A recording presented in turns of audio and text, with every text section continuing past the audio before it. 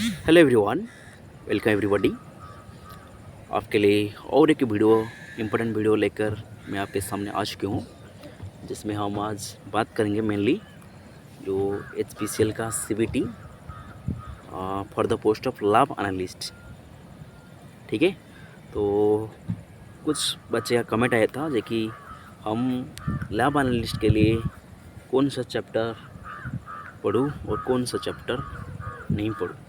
ठीक है, क्या क्या पढ़ना है और क्या क्या नहीं पढ़ना है, उसी के बारे में हम आज आपके साथ डिस्कशन करने वाले हैं। ठीक है, तो पहला फर्स्ट ऑफ ऑल मैं आपको यहाँ पे कह देता हूँ, इसको जो सीबीटी का डेट तो आ चुकी है। सीबीटी का जो डेट है वो है 7 अगस्त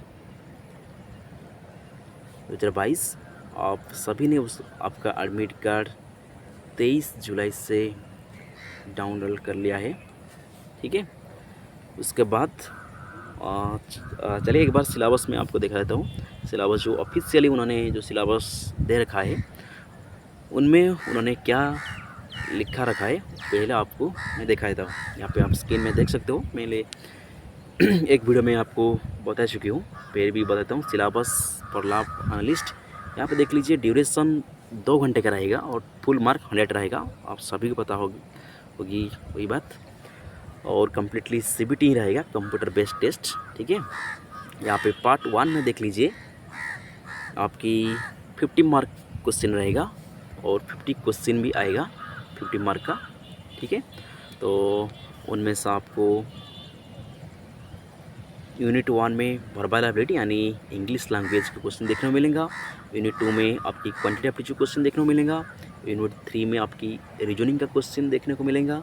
और यूनिट 4 में आपका general knowledge, general science and environment का क्वेश्चन देखने को मिलेगा, जिसमें आपको 50 क्वेश्चन देखने को मिलेगा, जिसका मार्क होगा 50 मार्क। ठीक है, तो वही तो part number non tech part हो गई। उसके बाद जो टेक्निकल पार्ट है, जिसको लैब एनालिस्ट, जो भी बंदा लैब एनालिस्ट पोस्ट के लिए अप्लाई किया है, तो वो कौन सा सब्जेक्ट यहाँ पर पढ़ना बेहतर रहेगा।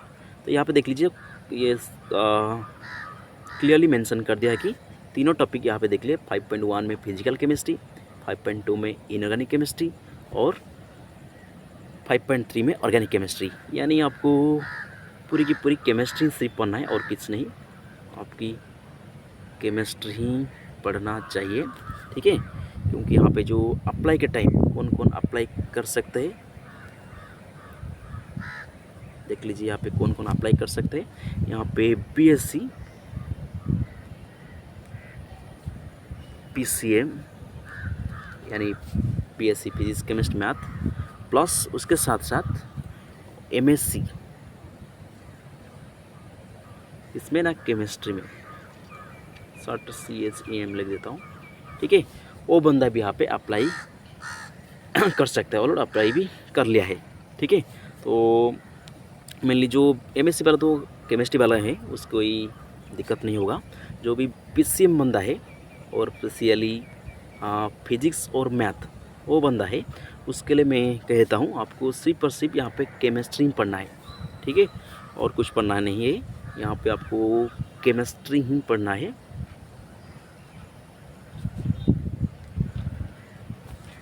आप सिर्फ और सिर्फ केमिस्ट्री पढ़ना है। यहाँ पे आप फिजिक्स मैथ पढ़ने के कोई भी यहाँ पे ज़रूरत नहीं है। ठीक है, क्योंकि आप सिलेबस देख सकते हो मैं स्क्रीन में अभी।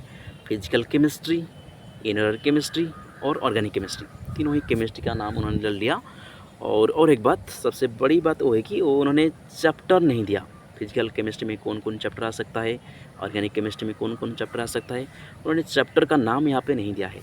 सबसे बड़ी दिक्कत वही है, हमें एग्जैक्टली नहीं कर सकते हम कहाँ पढ़े, किसको ना पढ़े। तो आपको यही मैं कहूँगा, तो आप तीनों पार्ट का जो बेसिक थिंग्स है उसको अच्छा से कवर कर लीजिए, बेसिक थिंग्स को।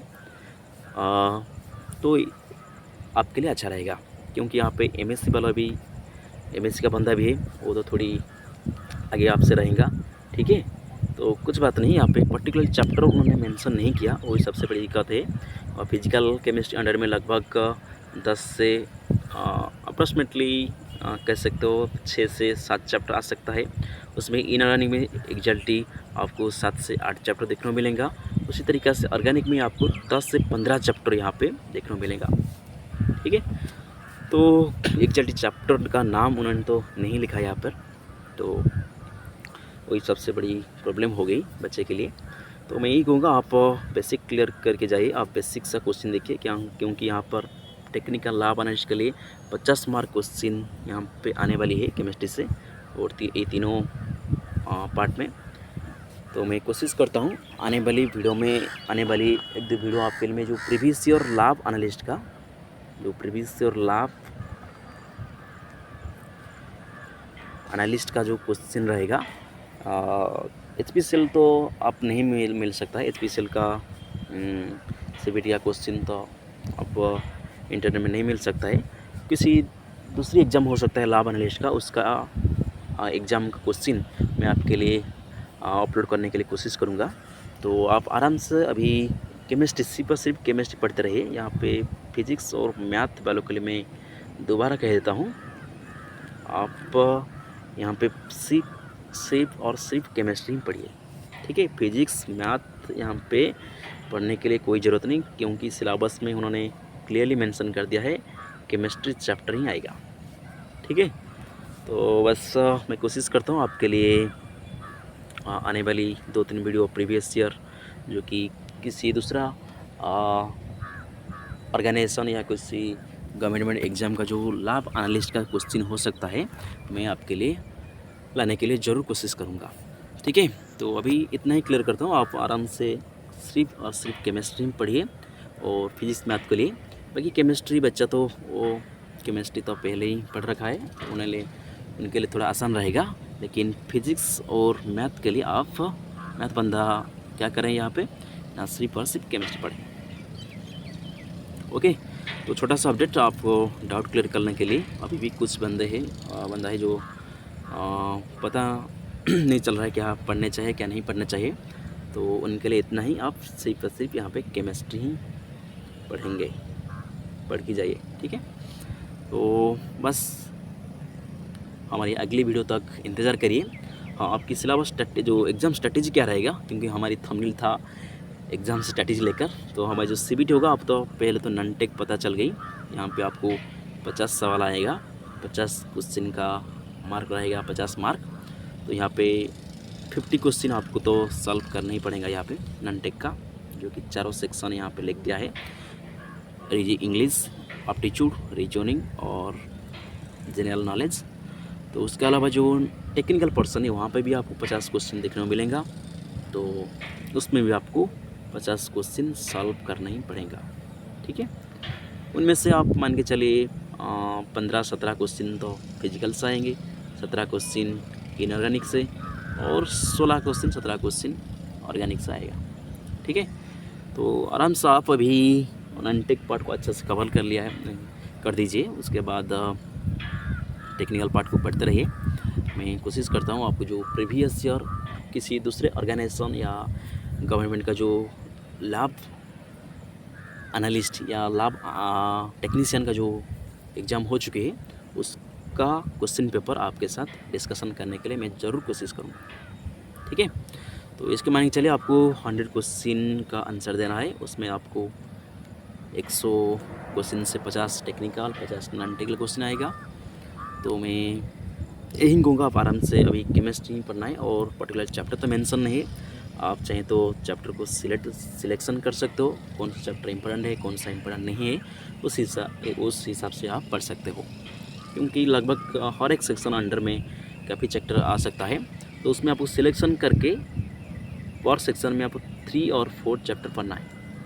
ठीक है, तो सपोज मैं बताऊँ एक चैप्टर आपको पता होगी, फिजिकल केमिस्ट्री में पहले सम बेसिक कंसेप्ट, वो तो आपको बेसिक आइडिया होना चाहिए।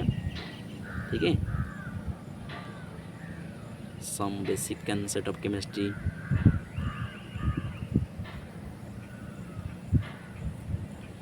चैप्टर आपको पहले ही आपने नाम सुना, तो उसको अभी पढ़ने के लिए ज़रूरत नहीं। उसके बाद आगे चले जाओ, एटॉमिक स्ट्रक्चर, केमिकल बॉन्डिंग, और प्रिडिक्टेबल उसको पढ़ो, ठीक है। तो आप उसी हिसाब सिलेक्शन करके चैप्टर को सिलेक्ट करके पढ़िए, ठीक है। बाकी क्योंकि चैप्टर यहाँ पे बहुत ज़्यादा है, तीनों सेक्शन में काफ़ी चैप्टर आ चुका है, लगभग 20 से 25 चैप्टर यहाँ पे आपको देखने को मिलेगा टोटल। तो उसको पढ़ना इतना कम टाइम में तो आसान नहीं रहेगा। तो बस आपको सिलेक्शन हिसाब से आप कौन सा चैप्टर पढ़ना है, कौन सा चैप्टर को आप ओमिट करना है, आप उसी हिसाब का खुद का आइडिया हिसाब से आप पढ़ सकते हो, ठीक है। मैं ज़रूर कोशिश करूँगा आने वाली 1-2 वीडियो में प्रीवियस ईयर जो लैब एनालिस्ट का किसी भी दूसरा गवर्नमेंट ऑर्गेनाइजेशन या खुद का जो गवर्नमेंट पेपर कंडक्ट हो चुके उसको आपके साथ डिस्कस करने के लिए, ठीक है।